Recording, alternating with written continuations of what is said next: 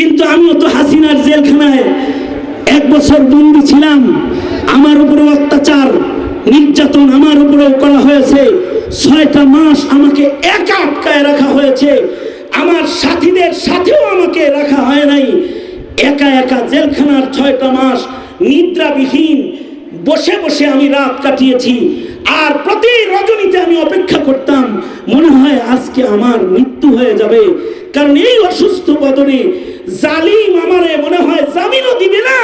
আর কোনদিন মনে হয় জাতির সামনে বসে আল্লাহর কোরআন নিয়ে কথা বলা মনে হয় আমার সম্ভব হবে না।